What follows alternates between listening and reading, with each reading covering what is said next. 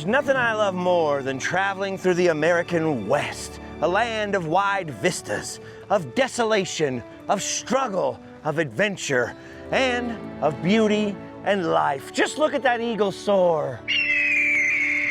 Unfortunately, today's the day we've got to leave. We're back on old Route 66. We've awakened from our last night in Tucumcari, New Mexico. We took a little drive around and one last cruise to check out the wonders. And now it's time to resume our journey eastwards and on towards Texas, where the landscape is about to change from the very cinematic old Western look of New Mexico to those high, flat plains. But of course, there's still a little New Mexico left to go. Welcome to San Jon, New Mexico, basically the last real inhabited village between Tucumcari and the Texas border. I'm standing in front of the last remnants of the old Western Motel. You can just see the R and the N left on the old neon sign. This place dates all the way back to the 1930s, and as you can see, it's a pretty simple affair. Look at the old motel office right here, the old clothesline next to it, right? Solar-powered dryer. This place may have started its life in the 1930s, but look at that. You got a 1960s Plymouth parked out in front here. I love that the neon office sign is still pretty much intact over the door. Room number 1 looks somewhat intact over here.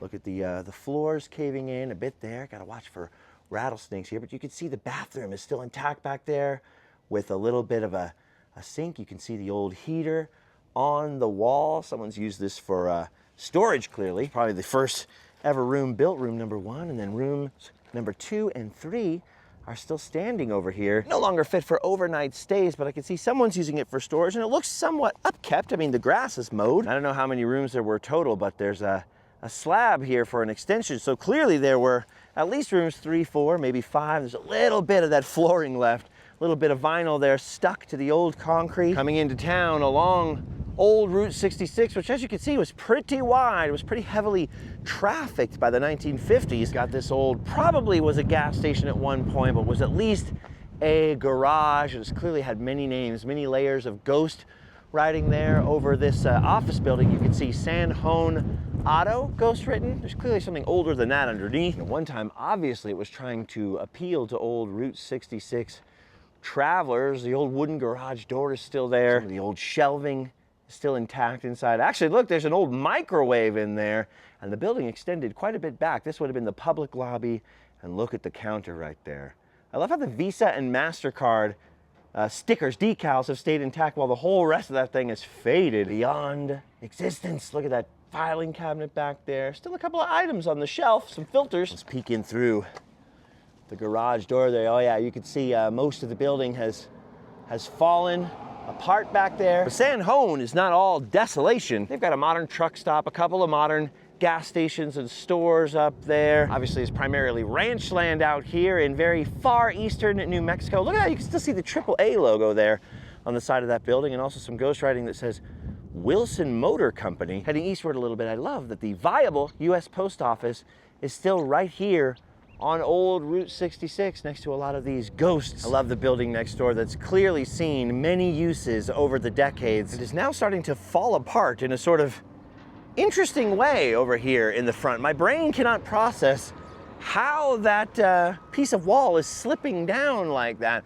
And look at this, I've always loved how they have this old wagon wheel or tractor wheel or whatever it is up here, stuck up there as part of the sign. I don't think I've ever heard a full backstory for this building. Clearly it was a ceramic shop last. There's something about shoes on there. I can see some old ghost lettering that says featuring up there, but I have no idea what this store was originally. But like I said, clearly it had many uses along Route 66, just like all these other buildings. What's clearly somebody's house now has got a couple of motel rooms back behind it, old motor court rooms, and almost become like people's personal storage or their sheds back there. That is amazing right there. I don't know the original name of this place either, but the dead giveaway that it used to be a motel, other than seeing the motel rooms, is the commercial front to this otherwise normal house looking structure. It's wild to think that these are just the buildings that we can see, right? They would have been much more thickly clustered out here. And you probably wouldn't have wanted to live right on this road when it was absolutely packed with trucks and cars, people traveling between Amarillo and Albuquerque or Chicago and Los Angeles. I love seeing these old gas stations that were very, very plain, but they put a little bit of mid-century flair into it. Look at that slightly angled front window there. Oh, and from over here you can really see next to that old motor court how close the cafe was. So that would have been a convenient location. You could definitely blame the demise of the old roadside cafe on fast food, on things like McDonald's. And yet ironically, McDonald's was actually invented on or along Route 66. There was an era where people just didn't want to go to a hole-in-the-wall place. I can't read what the original name is, but you can see Smith Cafe was one of the names later on. Smith's Cafe right here. Well, Smith has left town, I guess. Then on the opposite corner you have what was obviously another cafe or maybe a bar. I love those glass blocks and the kind of curved corner there. Gives it a little bit of an Art Deco or streamlined modern kind of look. Someone was obviously using this to store a bunch of ceramic molds out there. Somebody had a ceramics business clearly in San Jon. I wonder how closely related that would be to the ceramic shop that we just saw a second ago. And look at this, I got an old train car parked out behind the building for storage. If I thought it was fully abandoned, I'd probably head inside, but it looks like it may be partially maintained, right, as someone's storage. You don't want to go creeping around in someone's stuff, especially in the Old West. That's a good way to go and get yourself shot. Look at this row of buildings on the main street here, on the main drag. You can tell this was just very busy, thriving, probably very loud with all the trucks going by, old diesel trucks and stuff like that. Just look how many lanes we're standing on and how wide the sidewalks are. They're located now mostly in front of nothing. Depopulated places like this are so fascinating. They really capture the imagination with all the ghosts. And yet, it's not all just remnants of the past, because people still live in San Jon, New Mexico, and some of them are still building attractions for us highway tourists to see, like this one. The world's largest flip-flop and gift shop, something that was unfinished the last time I came through town 2 years ago. But look at it now, complete in all of its glory, 40 feet long, 15 feet high. That's 3 alleys at its tallest point, or I guess widest point, really. This flip-flop is so large that even I can't wear it. I wear a size 14. This is a size 166 and a half. It's gonna take a lot of growing to put that one on, London. Dude, that is freaking amazing. Would you look at the size of that piece of footwear? And then this is actually something I love even more. The San Jon Yacht Club. And look at that little boat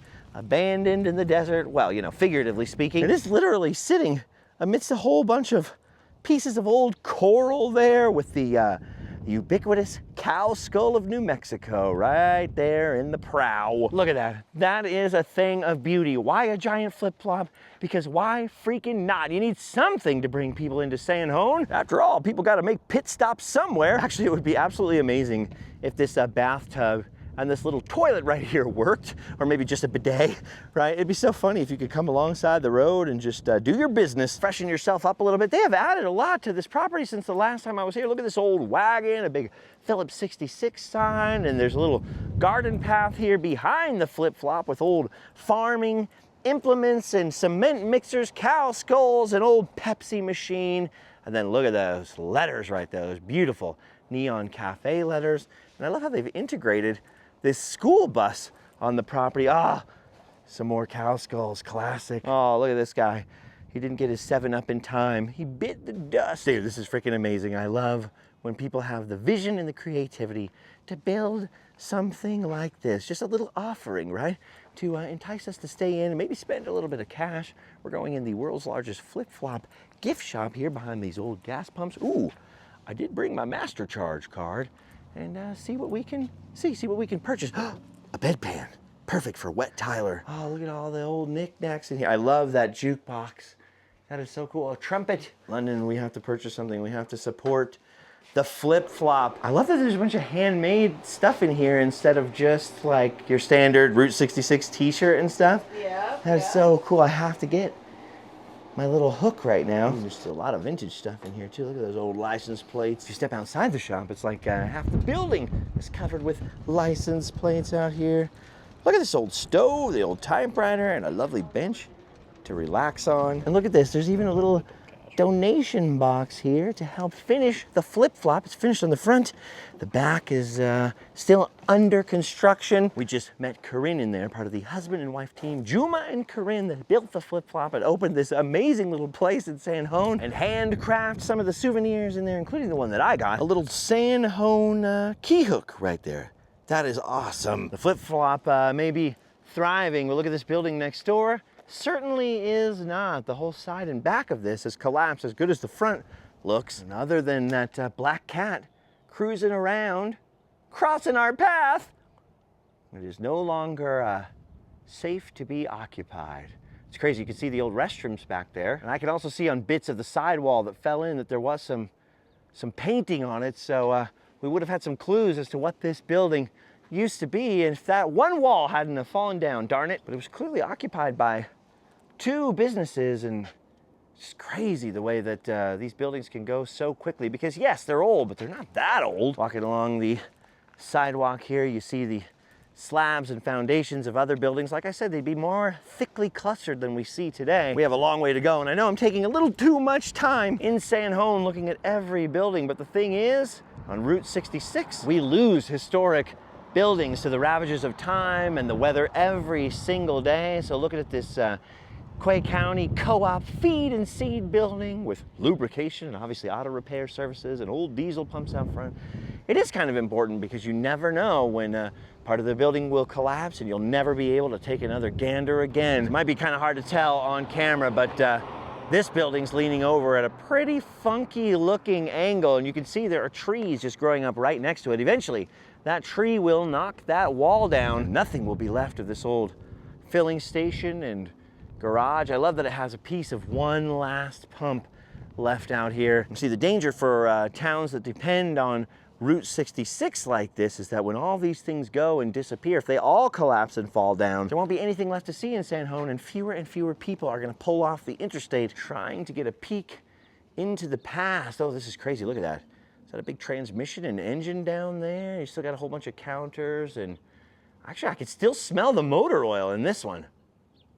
Wow. Anyway, that's why things like the flip-flop are so important, right? It's important that we build new things to bring travelers off the highway, as well as restoring old things. Look at the San Jon Motel over there, still in operation. Somehow that thing survived. We're now gonna head east and keep going on out of old San Jon, down historic Route 66, which would eventually join up, the wide part here will join up with the path the interstate now takes, but the old original route actually veers off into the dirt, off-road into some of these ranches back here. There was at least one other legendary stop between San Jon here and the border town of Glen Rio that straddles the New Mexico and Texas line. Side note, one last thing, I love these new signs put in for the Route 66 Centennial for San Jon. But I always thought San Jon was known as where the West begins if you're going from Chicago to LA.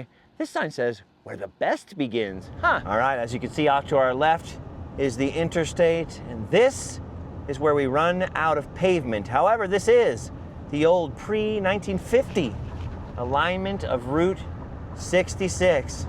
Time to hit the gravel. This somewhat abandoned former section of Route 66 stretches for about 20 miles between San Jon and the Texas border, which doesn't sound like much. Maybe if you have a big truck, you could do it. You could just blaze through it super quickly. But in your average passenger vehicle, even in this little RAV4, it takes a while, or at least it feels like it takes a while. The further from San Jon you get, the more epic it feels. Oh no, oh no. Well, this puts a little cramp in our style, a little crinkle in the plans. The road is closed. Now, there are two old wooden bridges, one dating back at least as far as the 1930s over this road. The last time I drove it was probably 2017, 2018, something like that. I'll try and leave a link to that video in the description so you can see the full route.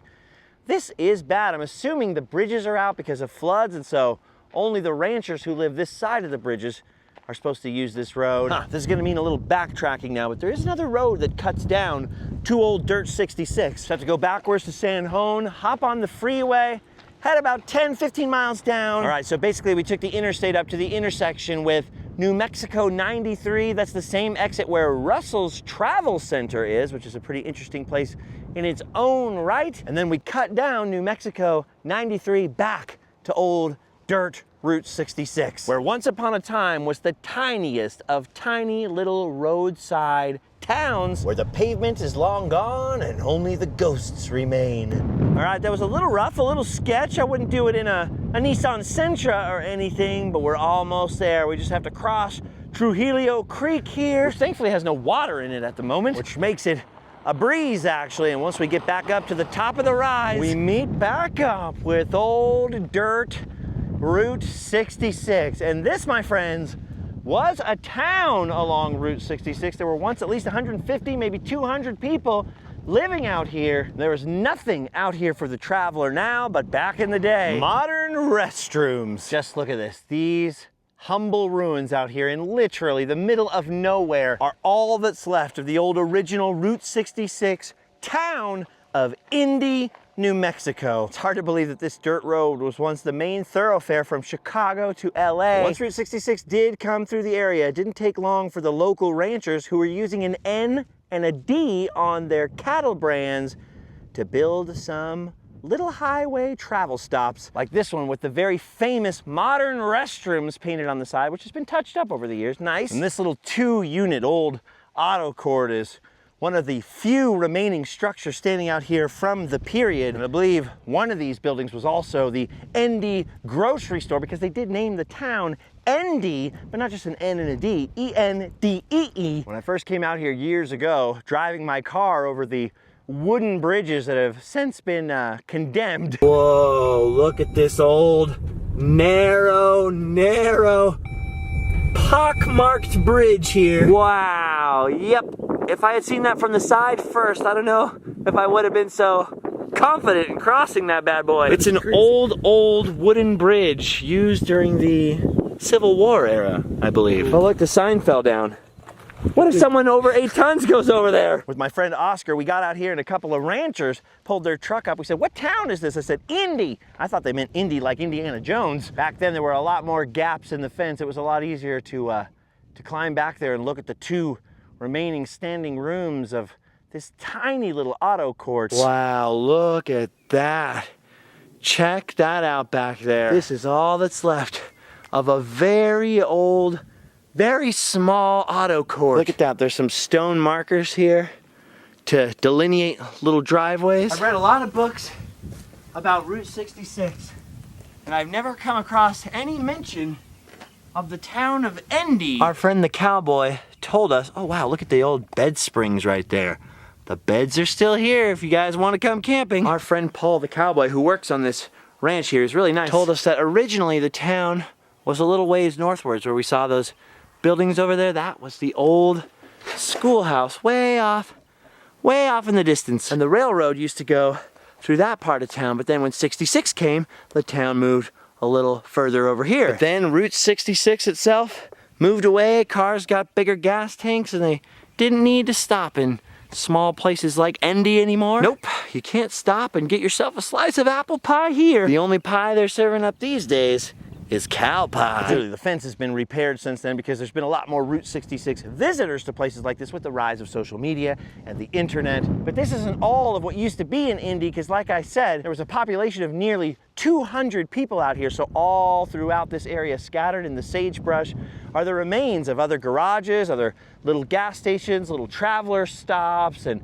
foundations. There's even a couple of old abandoned cars off in the brush. There are still ranching operations going on in the area, and we're pretty near to the Clovis site, so Native Americans have been out here for, 10,000 years. And interestingly, just a little further up this little highway that forms the crossroads at Indy, there are a few buildings standing, including a modern sort of barn off that way. Oh, well, surprise of surprises, it looks like it's actually a little fire station satellite building. And as with any area where there were auto repair shops, there are still a bunch of abandoned cars and trucks out here located on private property. I'm assuming this is ranch property. There are barbed wire fences and no trespassing signs, but look at that. Look at these cars and the ghosts of old buildings. People lived and worked out here, catered to highway travelers. They might not have got out much, but the world came to them. Pretty cool. Somebody's still living out here in one of these old buildings and protecting the property that is just absolutely loaded up with old cars and trucks. And as you see, it may be a ghost town, but there's quite a few mailboxes out here still in use, so somebody's keeping an eye on the place. Now, I wanted to drive backwards, back east, to see the state of the old bridges, but not only does there appear to be many road closed signs off in that direction, but as you can see, there's a little rain headed our way. Rain and dirt roads don't mix. So yeah, refer back to my previous episode when the road was still passable. And we're gonna head off west now and try to beat the rain on old dirt Route 66. It's about 5 miles to the Texas state line.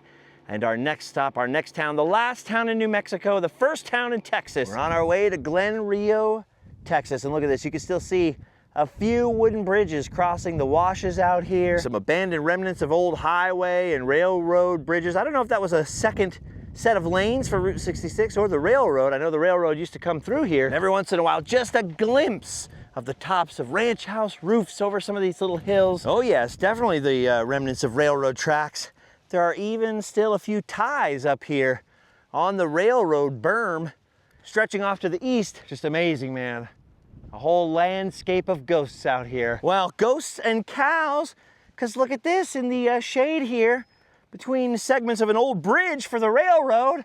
There's a whole bunch of cows. Hello, ladies. Can you give me directions to Glen Rio? Glen Rio? Anyone? Bueller? Look at this, I love that there's cones up out here.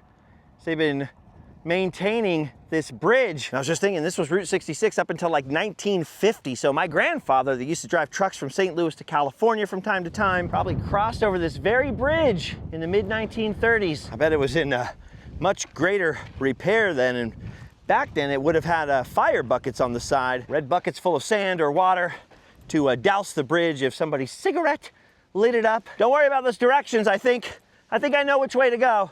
See ya. Look at all those cows over there judging me. All right, from Indy to Glen Rio is only a couple of miles, 2 or 3 miles, and then all of a sudden out of nowhere, the dirt road becomes pavement, and then it becomes a wide section of pavement as we come out of the old ranch land and into Glen Rio proper. The last town in New Mexico and the first town in Texas. It's amazing that there was once so much traffic here, so many people pulling over. You needed this divided highway for safety. This town was once basically completely abandoned except for just a couple of homesteaders out here, one on the New Mexico side and one on the Texas side for a while.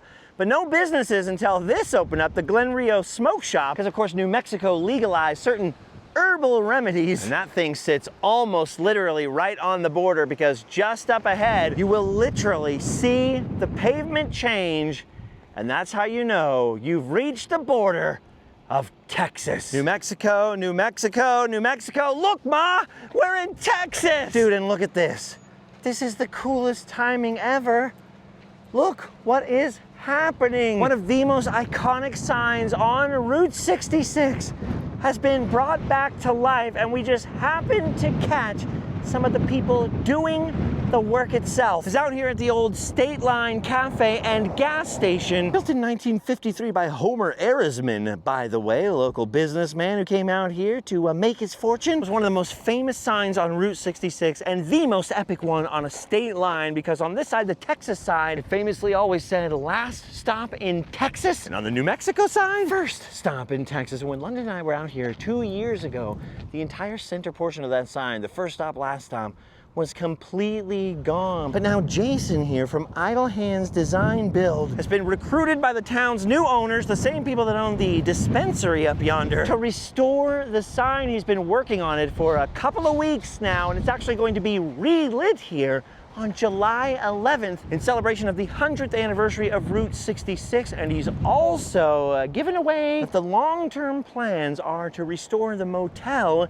in the back of the property. And it'll once again be the Longhorn Motel behind the State Line, a cafe and filling station. Dude, I had no idea this was happening. This is the most mighty, cool, awesome, unexpected stop ever. By the way, Jason is suiting up in his bee suit, because up in one of those poles are about a billion zillion bees ready to swarm out at any moment. And look at this. The old pieces of the sign have been taken down. They're going to be put away and lovingly preserved. Maybe they'll make their way back here to the filling station or to the motel one day. We're in the old garage portion now. Look at that old metal door still surviving. You can see the lift or the jack here. Other than Jason and his assistants' tools, there's really nothing left in this building. It suffered all kinds of collapses and fires and was cleaned out. It must have been one heck of a stop back in the day. Eat your food out here under that sign, right on the state line. Get a postcard, send it home to the fam. Oh, look at that. Did you see that?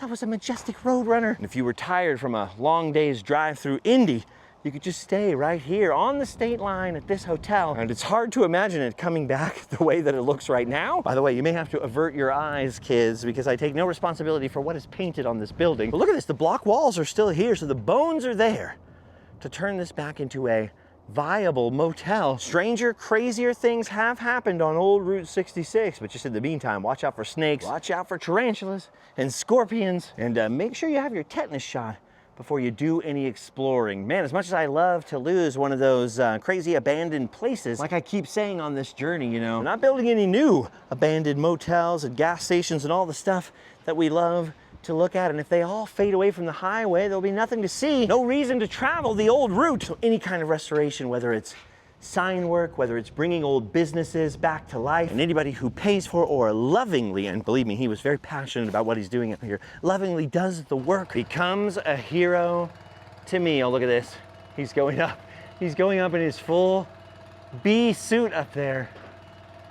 All right, I hope I'm not close by if those bees decide they're angry all of a sudden. Let's hope they behave. Oh, dude, heck yeah. That is so awesome. Better him than me. I'm afraid of heights. I don't want to go up there. That is so cool. He's right over there. He's gonna do a little more framing on that side of the sign right by the bees. He's a brave soul. There's no way you'd get me up there, period, much less messing with any bees, that's for sure. Dude, that is a brave soul up there. He is inches away from those bee holes. Well, that doesn't sound right, but yeah, it's not right. You don't want to be next to a bee hole, trust me. Dude, that is so awesome. Literally history in the making. All right, before we skip town entirely, here over on the Texas side are a couple of other famous buildings. I don't know the current status, but they were infamously owned by a guy who lives in this house back here. It's not super tourist friendly, so we're keeping a respectful distance. It's the old former Texaco gas station, and right next door to it, the Brownlee Diner, or as it was better known at a different time, the Little Juarez Diner. That thing looks like it's in pretty good shape, like the bones are there. It would be amazing if that could become a roadside cafe again one day. Same thing with the Texaco station, because that is an iconic roofline right there. Still intact, still with the old Coke cooler out in front, the old fridge. I'm not getting any closer because you don't want to trespass in Texas. They take the law into their own hands here. But man, wouldn't it be cool to own something like this and fix it all back up. It is absolutely amazing. All right, we're gonna keep on cruising down the road. We're just gonna run smack back into the interstate up here because we wanna get ahead of the weather, ahead of the storm. We have almost hit a very important milestone on Route 66 because just ahead of us down the freeway is a little town that marks the halfway point, mileage-wise, on the old original Mother Road. So we've gotta say goodbye to the last of the undulating old western terrain and head up into the flat panhandle prairies of Texas, where there's more cows and windmills than people, in the little town of Adrian. Woo, we had a little bit of rain here.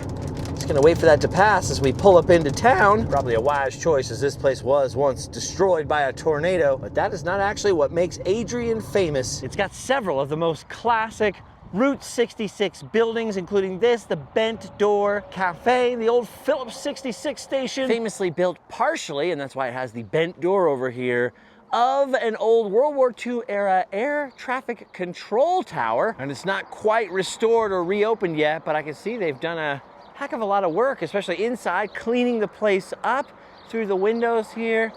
Yeah, look at this, one of the most famous buildings on the route. And honestly, seeing this was quite a sight for sore eyes. It wasn't the first station out here, because right next door, this little cottage yonder, leaning precariously and halfway fallen into the dirt, that would be the original filling station. Look at that tiny little shack right there, miraculously preserved along Route 66. But the main reason we're here, the main thing about Adrian, Texas, is that it marks the official halfway point, the midpoint of Route 66. And famously, right on the line is this, the Midpoint Cafe, which has employees inside right now scurrying around, but doesn't appear to be open at this second. Wait a minute, London just disappeared inside. Maybe they are open. The former owner of this cafe, Fran, was a big deal on Route 66, and she actually inspired the Pixar Cars character, Flo. She sadly passed away in 2025, but the Midpoint Cafe remains open. All right, London is saying no food right there, but that's good, because before you were gonna sit down and munch on a Midpoint Cafe burger or something. There's one little milestone we need to cross. Oh, we're halfway there. Oh, living on a prayer. Dude, we did it. We crossed the midpoint of Route 66. It's exactly 1,139 miles back to Los Angeles and 1,139 miles forward to Chicago with beautiful ominous thunder and lightning in the distance. All right, London, do it. The wind is really picking up. Mount the fun pick opportunity.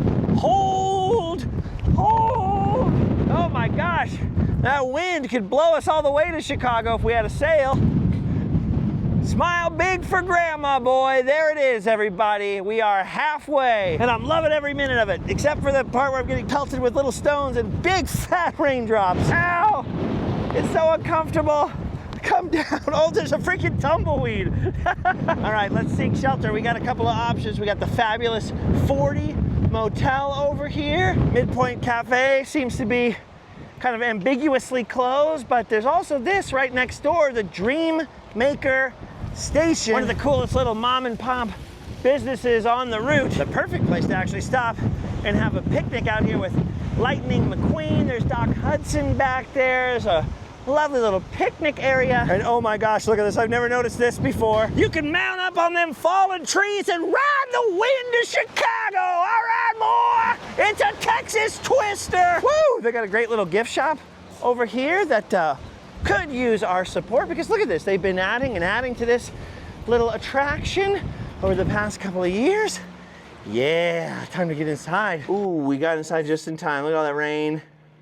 The sand, that is nasty. Yeah. But now look at the beautiful gift shop. We get to browse while the storm passes us by. Oh, look. Lightning McQueen, ka-chow. They got some sick coasters, pins, patches, stickers. I really like these. I haven't seen these anywhere. The little mini cars. Oh, still raining a little bit, but it looks like it's calming down out here. All right, guys, we made it. We are halfway up the old mother road, and we're like 6 videos behind in terms of editing. So we are gonna make our way a little farther into Texas. By the way, this is the part we're in. We're up here. Seek shelter from the rest of the weather that's coming through tonight, catch up on the editing, feed ourselves. But don't worry, it won't be too long until we're back for more adventures on old Route 66.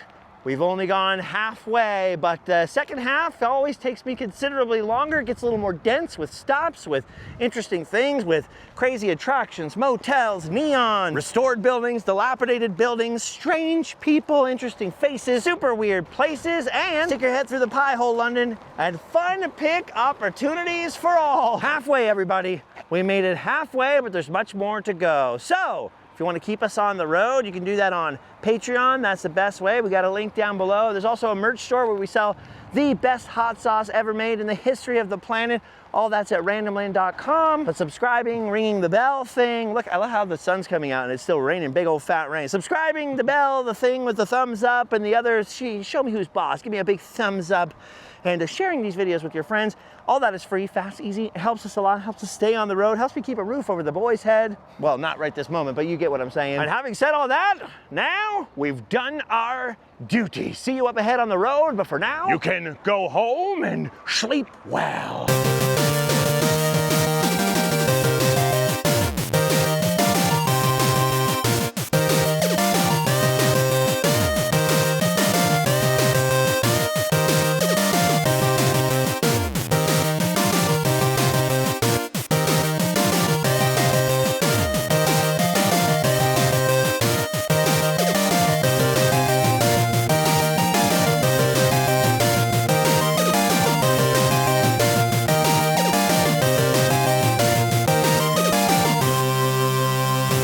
Chauffeur. I feel fancy. My chauffeur. This is called return on investment. And now for those modern restrooms. Doesn't look like there's anywhere to do your business in here today. I mean, I guess you could. I mean, who's gonna tell on you? The cows? But the restrooms are modern no longer. Yep. No more toilets. Long since removed. Sorry, Oscar. There's no toilet in there, man. Oh. I know you were excited. Oh, we're halfway there. Oh! I have to do it every time. It's the law now. It's a secret you wouldn't understand. Why'd you have to break the mugs? Now we have to do this all week until our bill is paid off.